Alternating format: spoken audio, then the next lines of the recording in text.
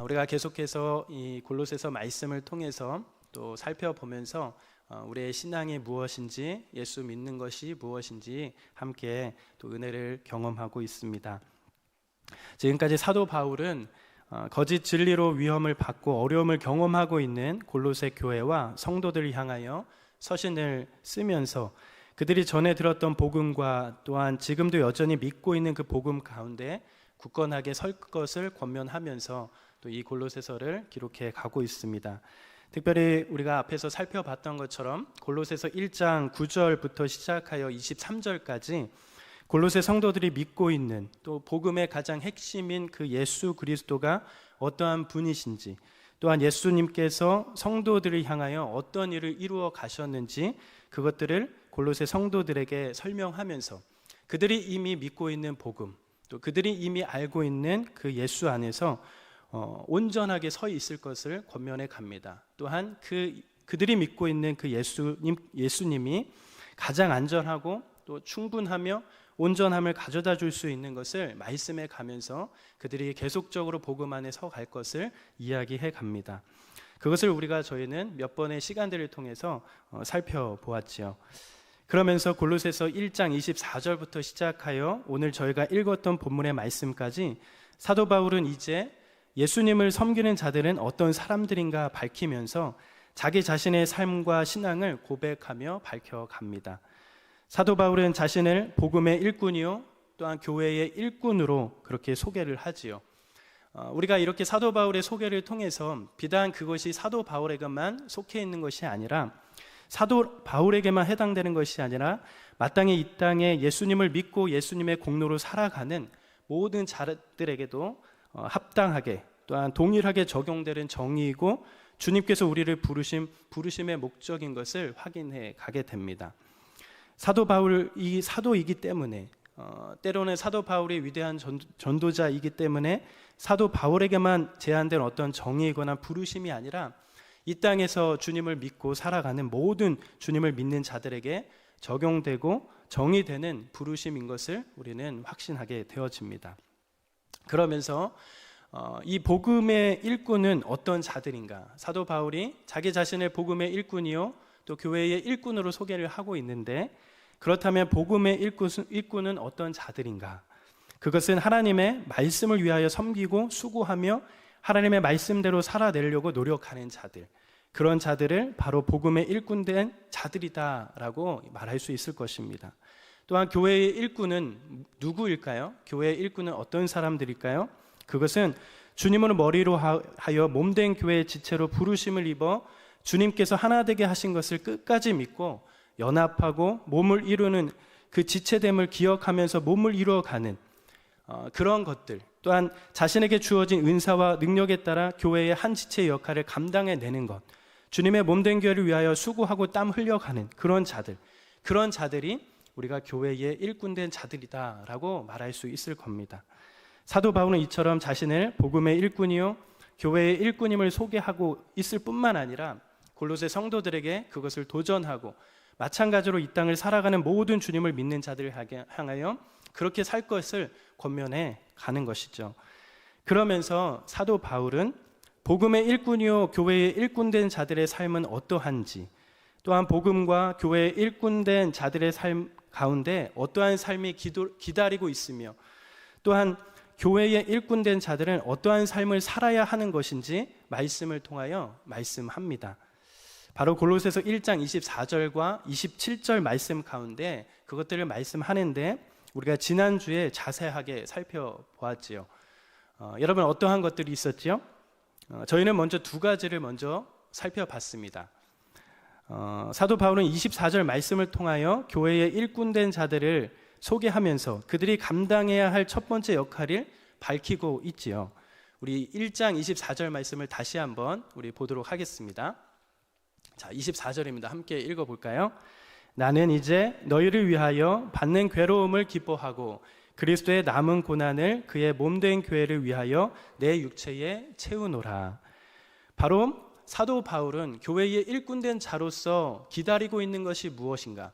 교회의 일꾼된 자로서 정말 그들이 삶을 살아가는데 실체적인 어떠한 실체가 무엇인가라고 밝혀갔을 때 첫 번째 밝히고 있는 것은 뭐가 있다라는 것입니까? 바로 괴로움과 고난에 대한 것. 괴로움과 고난이 있다라는 것을 밝히고 있습니다.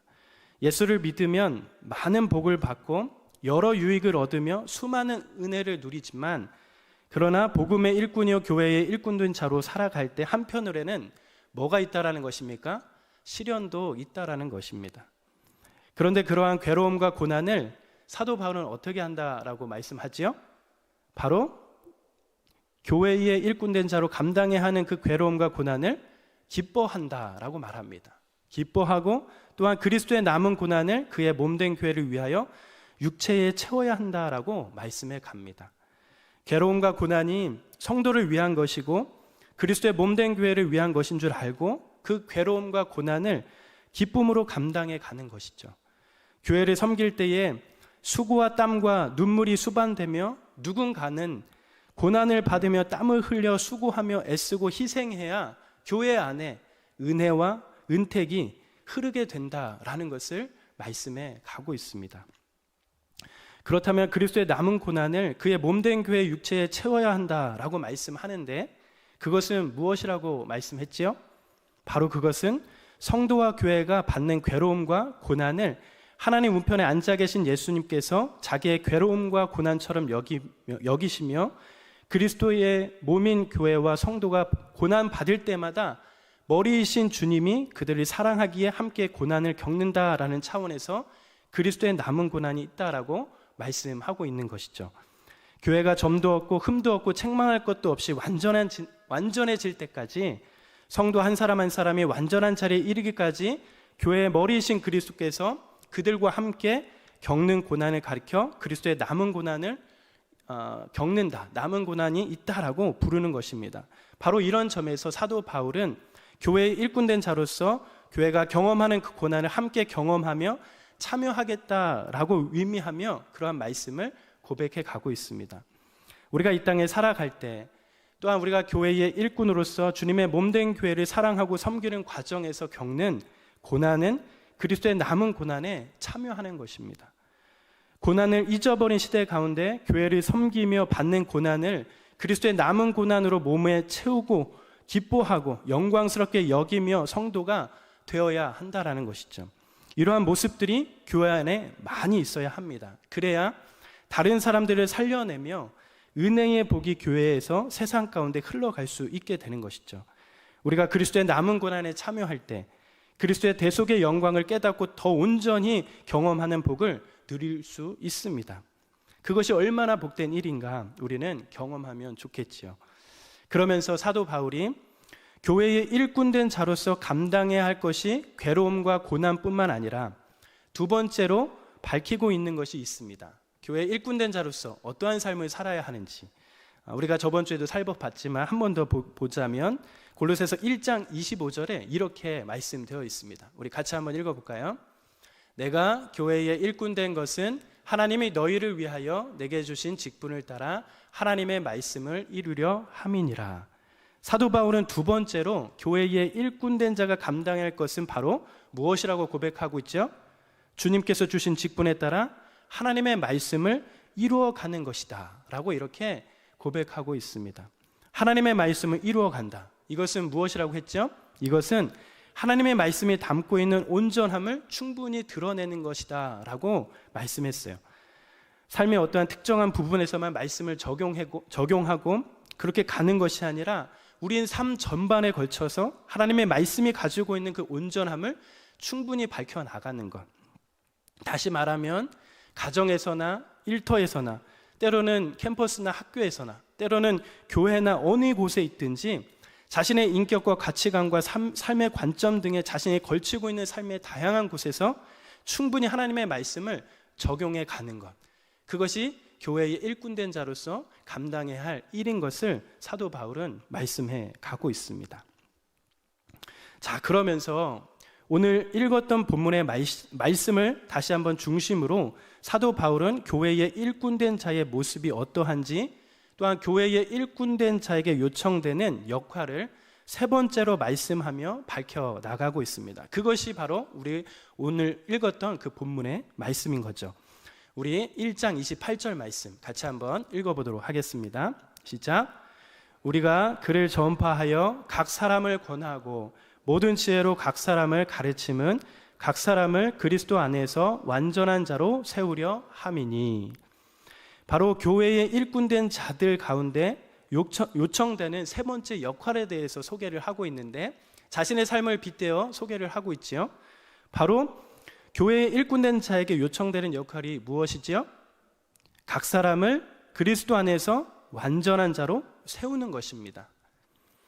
사실 이 말씀은 1차적으로 말씀을 맡은 자들에게 주시는 말씀이고 적용이 될 수 있겠지만, 복음의 일꾼이요 교회의 일꾼된 자들에게 주시는 하나님의 말씀임을 기억해야 한다라는 것이죠.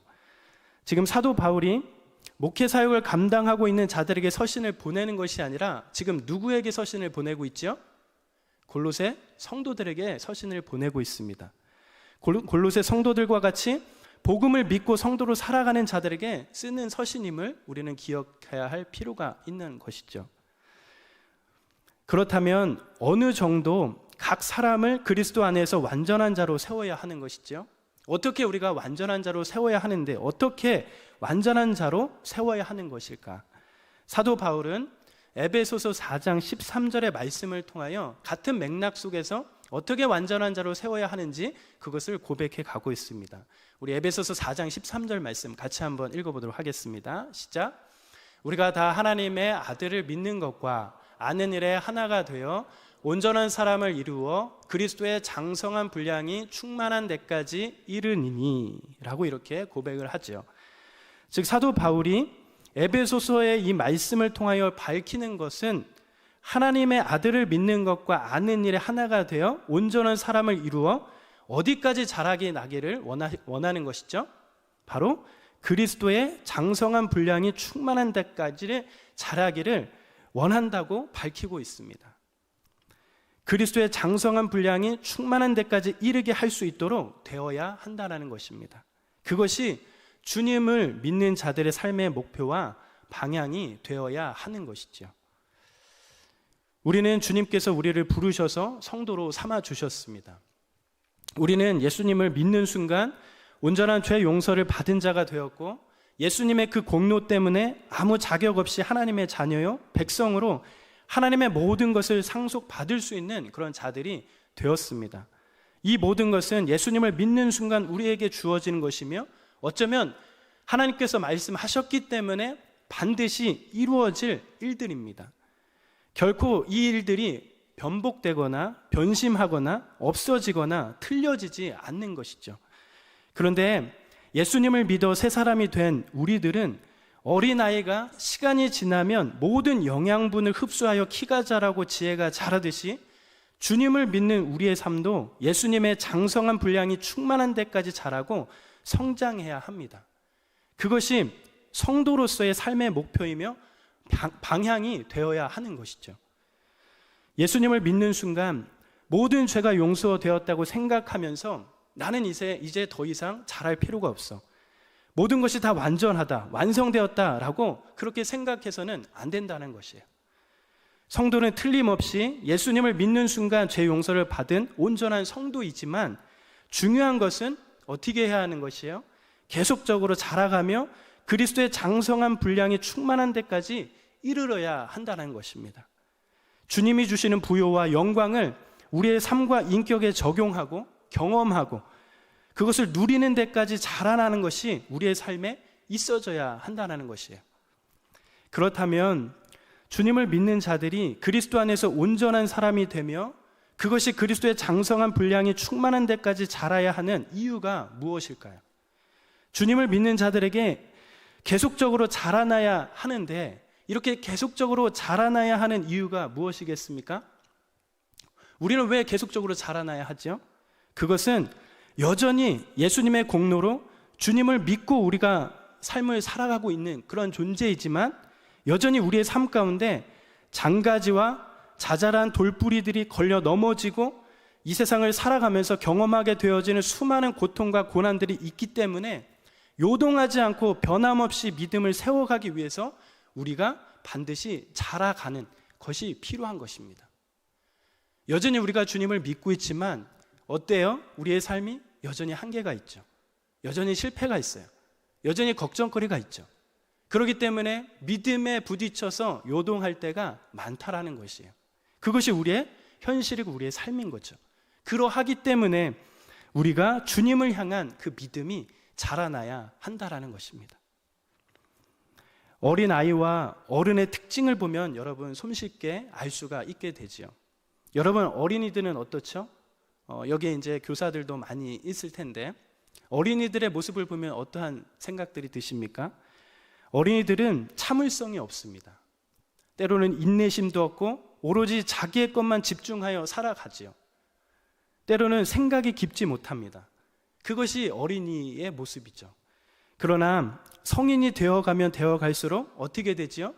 스스로 판단할 수 있는 지혜가 생겨나고 인내심이 생기고 무엇이 가치가 있는 생각을 해낼 수 있는 그런 힘들이 길러지게 됩니다. 스스로 자신이 세운 목표와 과정들을 집중하고 그렇게 묵묵하게 살아가게 되어지는 것이죠. 성인이 되어가면 갈수록 때를 써서 해결할 수 있는 것이 많이 없음을 알게 됩니다. 수많은 아픔과 고통을 경험하며 그러한 시간들을 보내며 어떻게 되죠?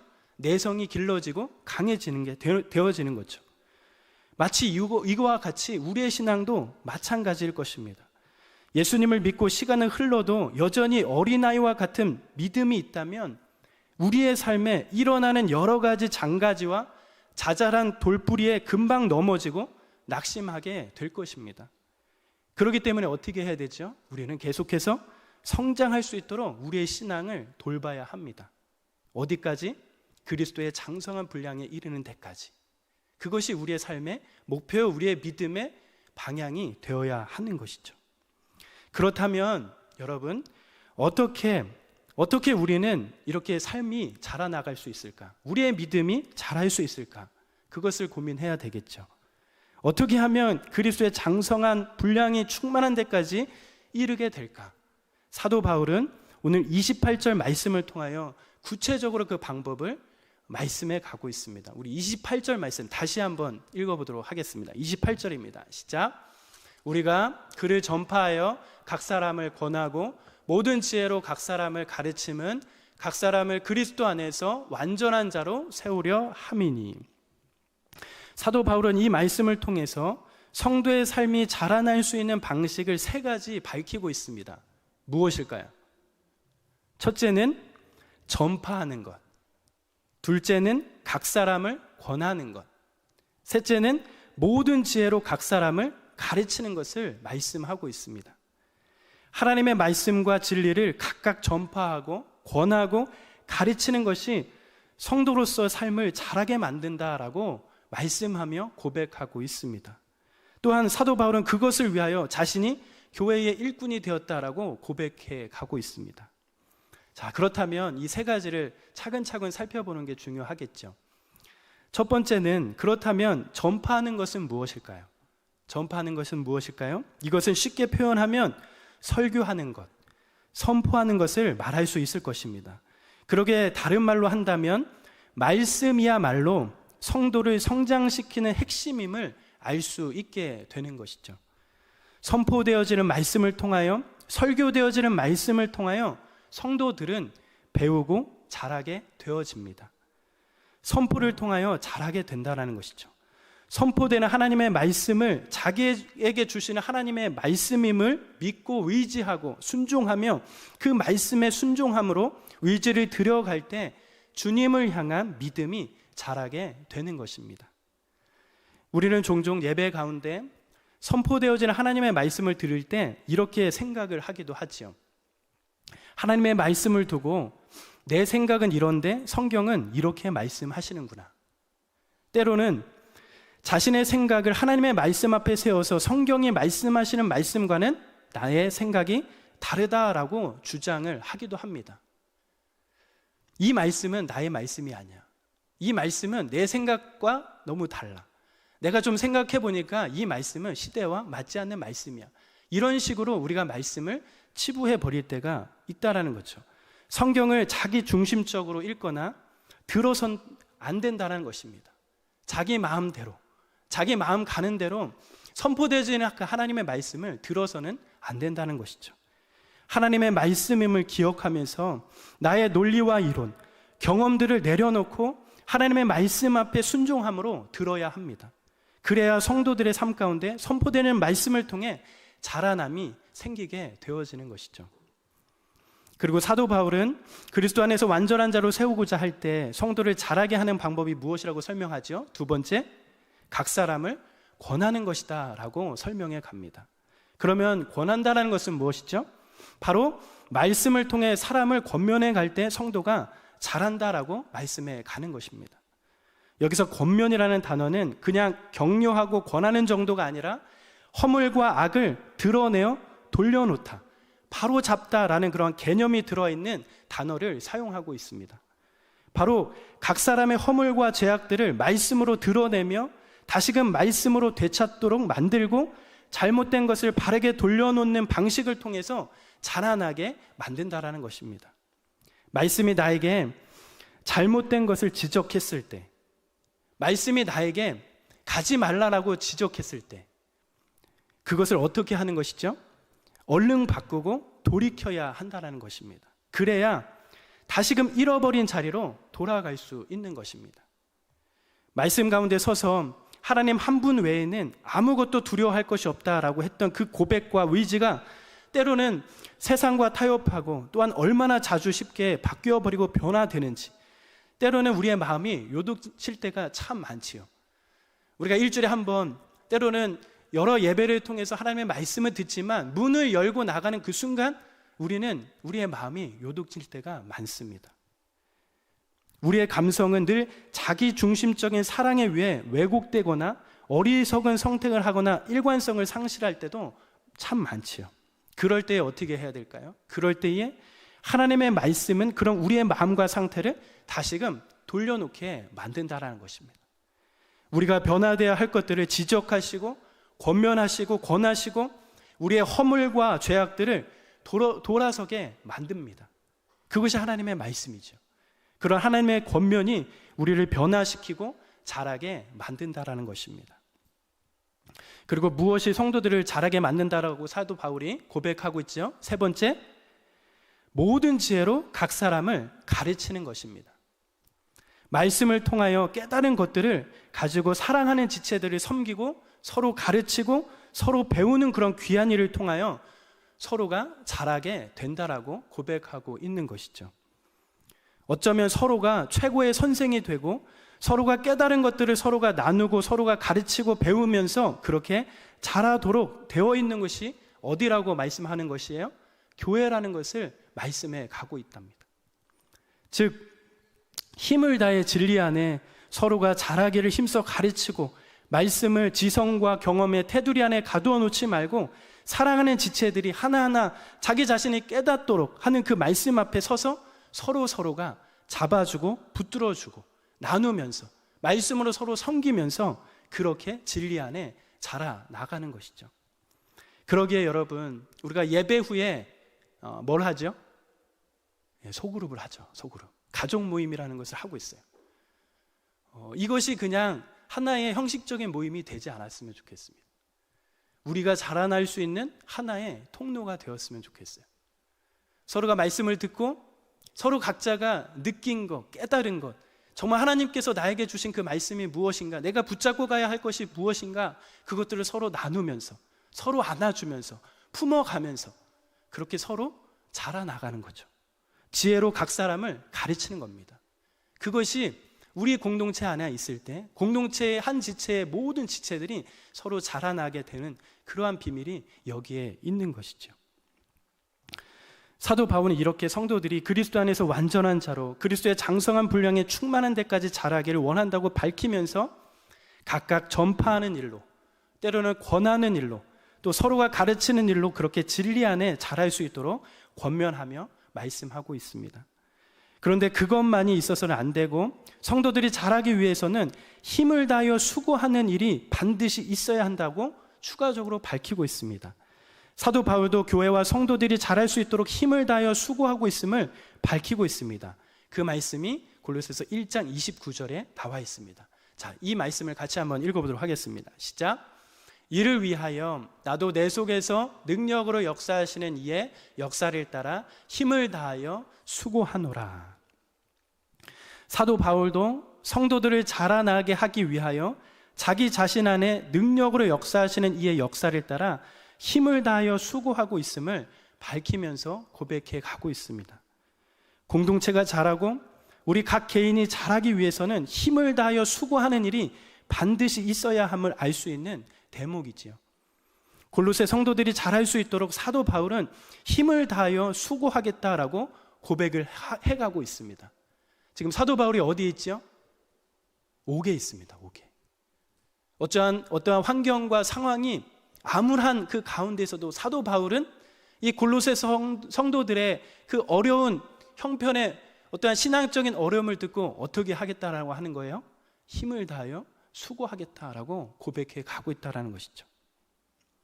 골로새 성도들이 잘할 수 있도록 사도 바울은 힘을 다하여 수고하겠다라고 고백해 가고 있습니다. 주님을 믿는 공동체가 제대로 성장하려면 다른 사람을 위해 힘을 다해 수고하는 사람들이 많이 있어야 한다는 것을 알 수 있게 됩니다. 누군가가 힘을 다하여 수고하는 일 없이는 공동체가 각 개인이 잘할 수 없습니다. 교회 공동체는 내가 힘을 다하여 수고하기 때문에 다른 사람들이 잘하는 곳입니다. 그곳이 어디예요? 교회입니다. 교회. 세상은 어떻죠? 혼자 열심히 해서 나 좋은 일을 하면 됩니다. 세상은 경쟁해서 어떤 사람을 밀어내고 자기가 멋진 사람이 되면 그것이 세상의 방법이죠. 그렇게 가는 것이 세상의 원리예요. 그러나 교회는 내가 힘을 다하고 수고하여 다른 사람이 자랄 뿐 아니라 남이 자랄 때 나도 같이 자라나게 되는 것이 교회라는 것입니다. 이 땅에 교회가 세워지고 수많은 믿음의 선배들은 주님께서 세우신 교회를 위하여 얼마나 수고하고 애쓰며 힘을 다해 공동체와 사람들을 섬겼는지 보고 듣게 되어집니다. 그것이 우리의 수많은 한국 교회사 가운데 드러나는 어떠한 현실이었죠. 그러나 어느 순간부터 공동체와 더불어 공동체에 있는 사람들을 섬기고 수고하고 애쓰는 부분들이 적어진다 생각이 듭니다. 세상의 개인주의적인 모습들이, 때로는 섞이고 연합하고 싶지 않은 그런 마음들이, 때로는 힘을 다해 수고하기보다는 그저 결과에 참여하고 싶어하는 그런 마음들이, 그런 사람들이 점점 많아지는 것은 아닌가 생각이 들어질 때도 있습니다. 그러다 보니 이 땅의 교회들이 점점 약해진다고 말씀해 가는 분들이 많아집니다. 정말 우리가 회복해야 할 부분들인 복음을 위해, 또한 주님의 몸된 교회를 위하여 힘을 다하여 수고하는 분들이 점점 많아져야 할 것입니다. 이것은 저에게도 해당되는 메시지라 생각이 듭니다. 누군가가 교회를 위하여, 또한 성도들을 위하여 힘을 다하여 수고하는 사람들이 생길 때에 교회가 더욱 교회다워지는 것을 볼 수 있게 되어집니다. 사도 바울은 교회의 일꾼된 자로서 하나님의 말씀을 전파하고 각 사람을 권하고 또한 모든 지혜로 각 사람을 가르침과 동시에 각 사람들이 그리스도 안에서 완전한 자로 세우기 위하여 능력으로 역사하시는 이의 역사를 따라 더욱 힘을 다하여 수고하겠노라고 말씀합니다. 그렇게 고백합니다. 전파하고 권하고 가르치는 것과 동시에 주님의 몸된 교회와 성도들을 위하여 힘을 다하여 수고하는 것이 이 땅에 주님을 믿는 자들과 주님의 몸된 교회를 자라나게 하는 것임을 우리는 반드시 기억을 해야 할 것입니다. 우리가 다 이 일에 귀한 사람들이 되어야 할 것입니다. 나 하나 잘 되는 것을 바라는 것이 아니라 나를 통하여, 정말 연약하지만 한계가 있지만 그럼에도 불구하고 하나님께서 나를 쓰신다면 정말 나를 통하여 다른 사람들이 자라나는 것을 바라보는 그런 기쁨이 우리 공동체 가운데, 우리 청년 공동체 가운데 그렇게 많이 있기를 간절히 한번 소망해 봅니다. 오늘의 말씀을 정리해 보겠습니다. 오늘은 골로새서 1장 24절부터 시작하여 28절과 29절의 말씀을 추가적으로 보면서 교회의 일꾼된 사도 바울이 자신의 삶과 사명을 밝히면서 주님을 믿고 살아가는 성도들이 교회의 일꾼된 자로서 어떻게 살아가야 하는지 살펴보게 되었습니다. 특별히 오늘 28절과 29절에 나오는 말씀처럼 교회의 일꾼된 자로서 각 사람을 그리스도 안에서 완전한 자로 세우는 것이 교회의 일꾼된 자임을 보게 됩니다. 모든 사람들이 그리스도의 장성한 분량이 충만한 데까지 이룰 수 있도록 하나님의 말씀을 선포하고 권하며 가르쳐가고 더욱이 그 일을 위하여 힘을 다하여 수고하는 것이 교회의 일꾼된 자임을 보게 되어집니다. 우리가 이 말씀을 생각하면서 하나님 앞에 서서 각자가 잘하고 성숙할 수 있도록 진리의 말씀을 힘을 다하고 순종하며 또한 깨달은 바 각 사람에 권하고 서로 가르치고 배워서 주님의 몸된 교회가 자라나고 이뿐만 아니라 교회의 지체가 서로가 자라는 그러한 시간들이 되어가길 간절히 소망해 봅니다. 또한 이 모든 것 위에 하나님이 허락하시는 삶의 자리에서 힘을 다하여 수고하며 주님의 몸된 교회와 공동체 사람들을 섬겨가는 저와 우리 송원교회 형제 자매들이 되시길 간절히 소망해 봅니다. 한 사람도 예외 없이 그리스도의 장성한 분량에 이르기까지 그리스도 안에서 완전한 자로 세우심을 입을 때까지 그렇게 자라나는 그런 복된 은혜가 저와 송원교회 형제 자매들 삶 가운데 넘치길 소망하며 기도하며 축복합니다.